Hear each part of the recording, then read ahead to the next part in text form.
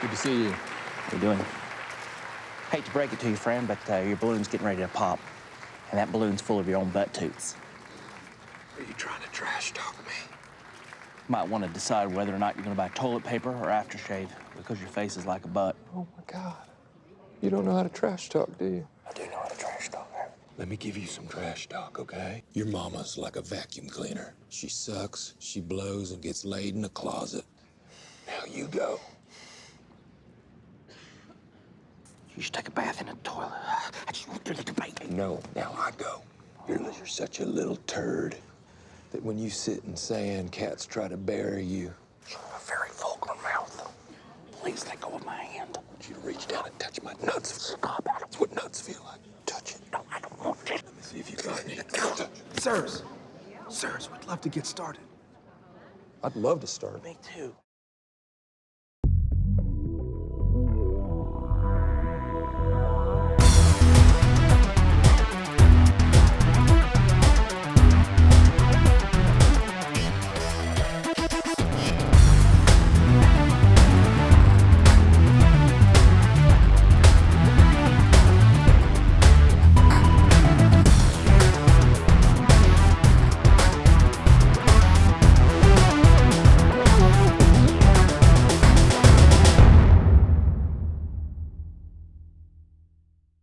Hey guys, Steve Sambles here, and we have a terrific show.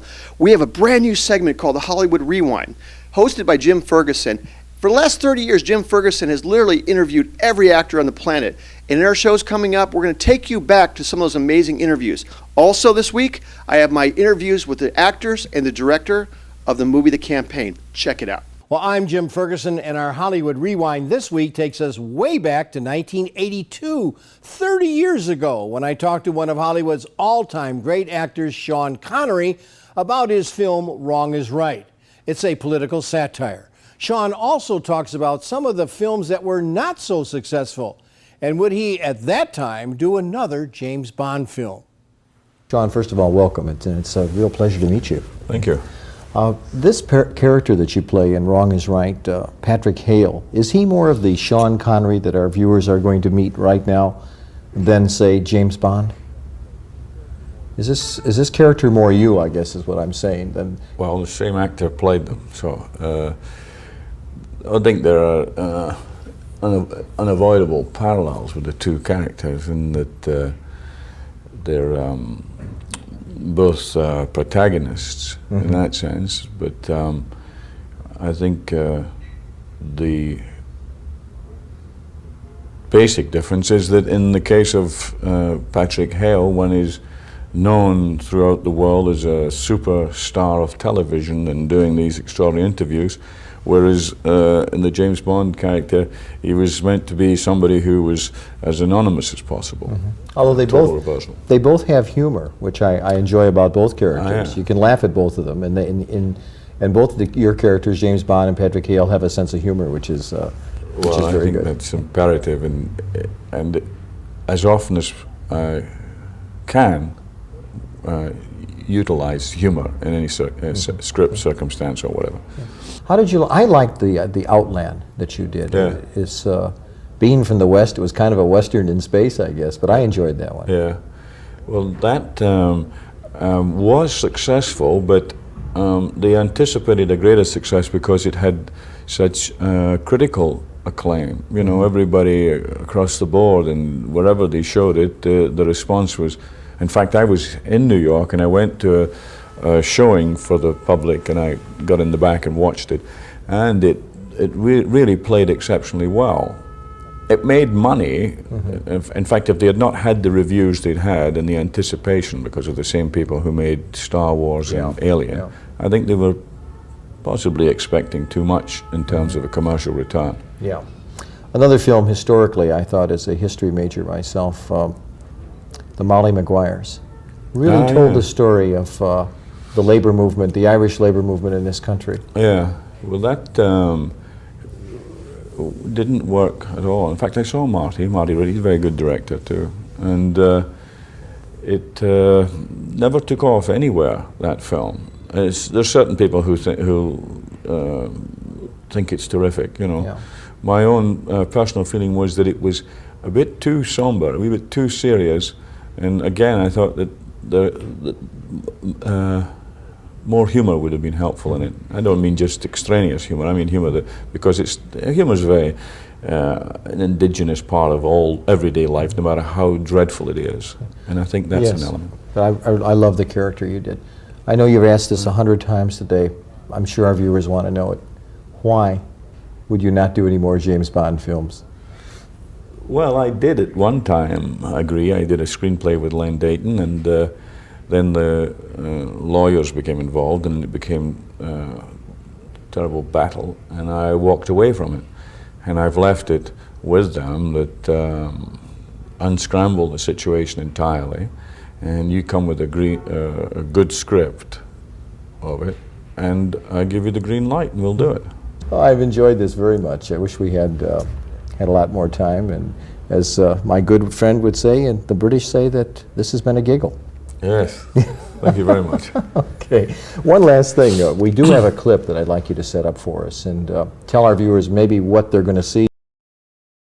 Well, clearly Sean Connery was not trying to make a big fashion statement, but hey, that's the way people dressed back then. Coming up, guys, after the break, my interviews with the director and the actors from the campaign.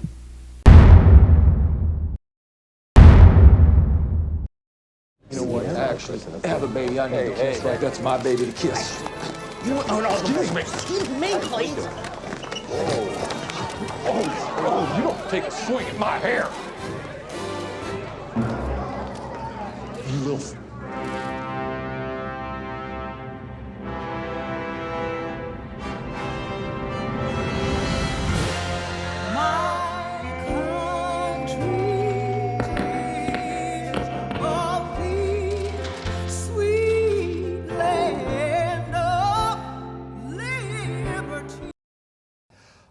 So I wanted to be a fly on the wall when somebody brought up the conversation that, by the way, Will's going to punch a baby.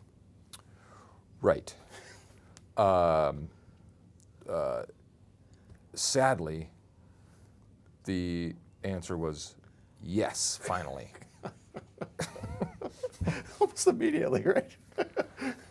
No, I mean, that was kind of one of the earliest jokes, you know, written into the script, and I don't know if we anticipated that it would work that well in the movie, but Oh God, it's so good. but it was one of those areas I think we could circle and say this is going to be, at the very least, shocking.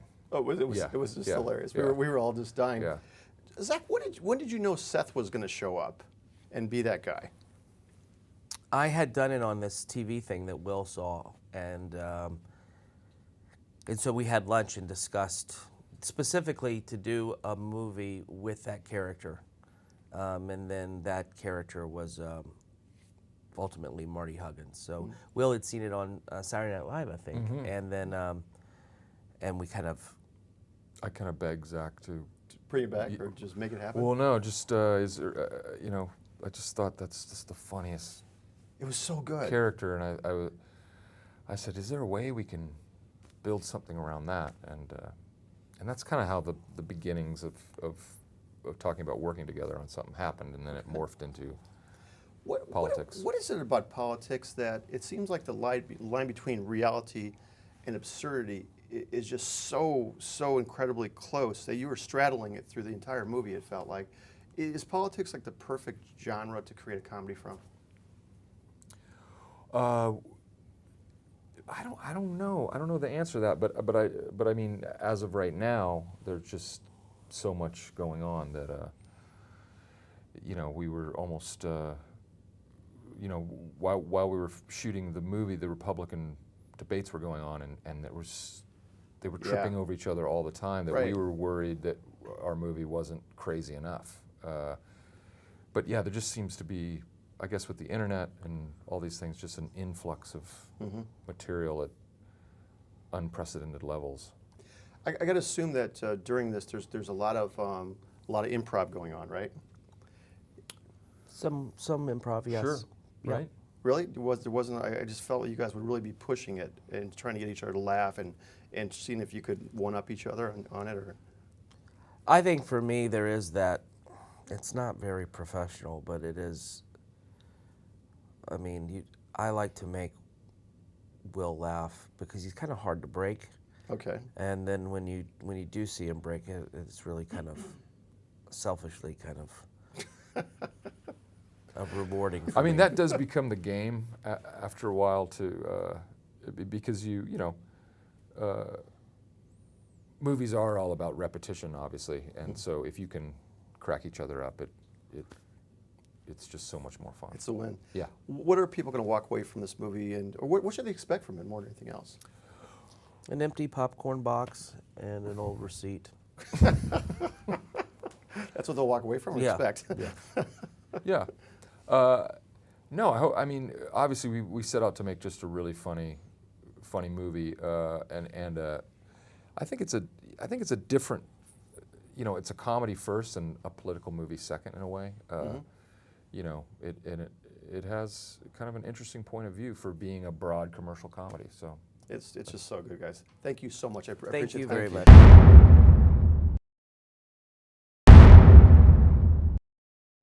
We have 49 days before this district of 700,000 people decides if they like you or not.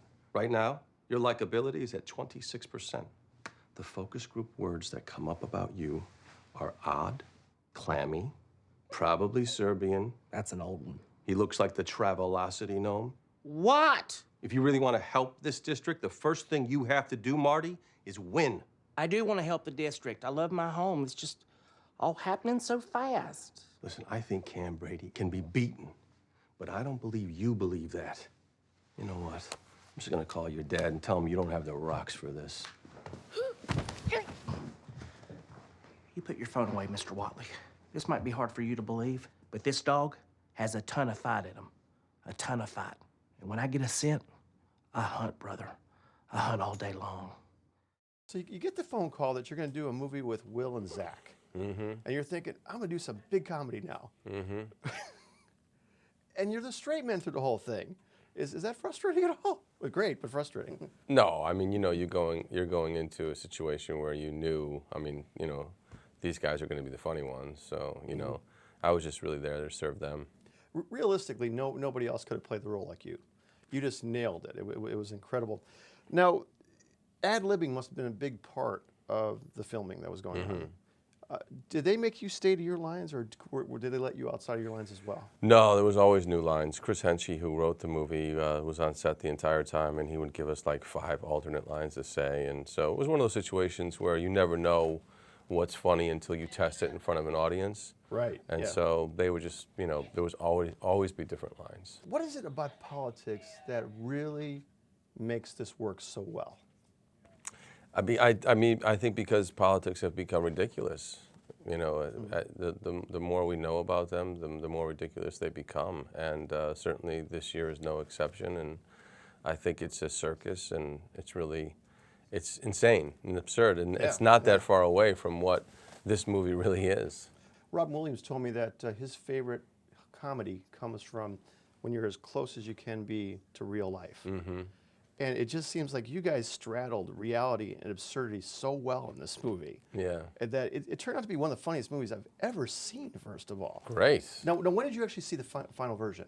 I've seen a couple of versions of it with test audiences, because I like to go and see, what the reaction is and how the movie changes, and I really enjoy the process. So the last time I saw it, it was incredible. I mean, people were just laughing and like bombs going off. We were dying in the theater last night. Oh, great. I mean, just losing our minds, And when you get a bunch of critics in there that are losing their minds, it's a good thing.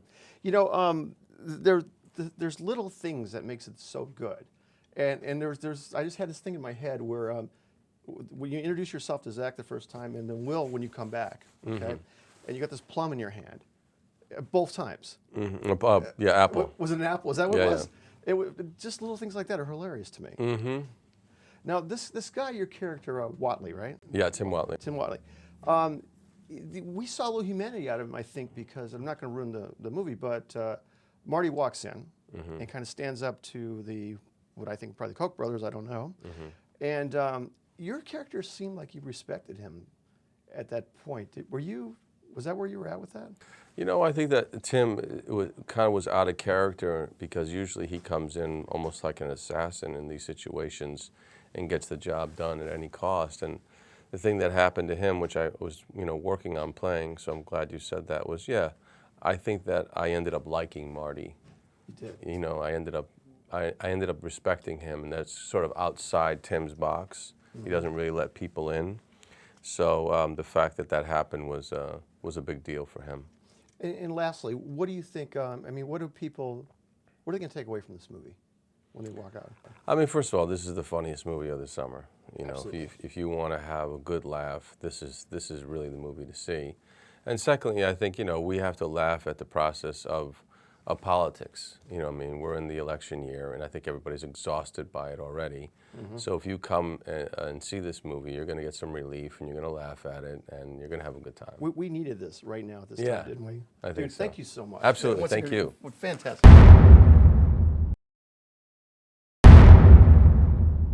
This is bad, Cam. This is real bad. Okay? I don't like those numbers at all. Just one poll. Those things aren't scientific. Yes, they are. All this is science. This is math. But if you took it and put it on its axis this way. Okay, look, Cam, I'm telling you right now, it was the phone call. Yes. No way. Yes way. No, look at this, okay? 62% of the people that got asked liked you, okay? Then the phone call happened. Then they asked the same question. Now only 46% of the people like you. Run through it one more time. What an incredible movie, first of all. Oh, thanks. Thank you very much. It was so perfect. I talked to all the other guys about this too, but it seems like there's something about politics where the line between reality and absurdity is just like, it's right there, isn't it? Yeah. I mean, we push it pretty far, but punching babies and stuff. Yeah, I mean, if there's any message in the film, it's if you're in politics, don't punch a baby. That's not necessarily going to work out for you.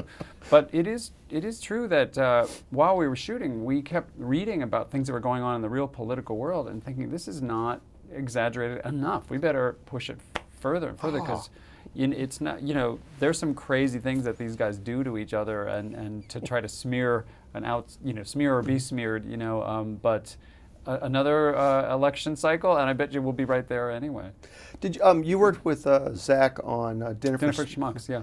And how did this all happen? Did you have him in mind when you thought it? Because you did Recount. Well, I'd worked with Will in Austin Powers. I think that was his first feature film. He played Mustafa, the assassin that wouldn't die. So and then Zach was a great character in Dinner for Schmucks. And they came to me and said, we want to do something together. We have this idea of maybe doing something in politics. Zach had some roots in North Carolinian politics. And so they said, we want to go at each other in a political situation. And they had seen Game Change, and I'd got to work with them. So it just seemed like a good fit, and I was so happy because I love politics, but I've done these serious versions of the political stories, and to get to do something where you can actually show a little more how you feel about how because it was always in the back of your head, wasn't it? Insane it is. Yeah, it's always going on, and you can't. But I can't comment with too much fun in those serious films. When you're looking at it, if you just look at the movie and think of what the script looked like, it could have been a serious movie even. I mean, it's kind of a face in the crowd or The Candidate, or there's some serious movies that have similar stories that this could have become. But in those films, a guy wouldn't sleep with his opponent's wife and make a campaign ad out of the sex tape. I know. Or Call Me Dad. Yeah, exactly. Just it's so good, dude. What was it? So you bring in Dylan McDermott, which is just the perfect straight man. Looking at the movie, I don't think you could have changed anything, as far as the that's the highest casting. compliment that you can get, man. Well, the casting is really important to me, even in the secondary roles, because those guys are going to throw other wild cards at your main guys, and so when they're all they're on the set, the main guys don't even know what to expect because there's some new improvised thing that another guy like Dylan McDermott or Jason Sudeikis will throw at them, and then it just explodes. Was it like wrangling cats? How did you do that? I mean, they make it they make it look so easy to me because they just have these I don't know, these kind of electrified brains that then they engage and then stuff just starts happening. The hardest part about it is knowing when to stop, because it can just become a chain just keep reaction going, of right? craziness. Yeah. And you have to just say, cut, print, we got it, moving on, or else you don't get through your shoot. Because these guys are perfectionists. They're going to want to keep going, aren't they? No, these guys aren't. That's one of the They're great not. things about Will and Zach. They are pretty easygoing about it. They're kind of like, you know, all right, let's try it this way, let's try it that way, and I think I got one more. Okay, try it. And then eventually I'll say, no, I think that worked great. They're actually very cool to say, okay, good, let's go on to the next thing. Because they're also just as eager to try something new. So if they perfect one thing, they can't. Obviously, it's going to be the funniest comedy this summer, but maybe one of the funniest movies I've ever seen. Man, you kick can butt, buddy. Can you keep talking like that to everybody you know? I'm going to. Clearly, I'm going to do that. Thanks That's again. awesome. So that's our show this week, guys. I'm going to take you out with a trailer from the movie The Campaign. Check it out.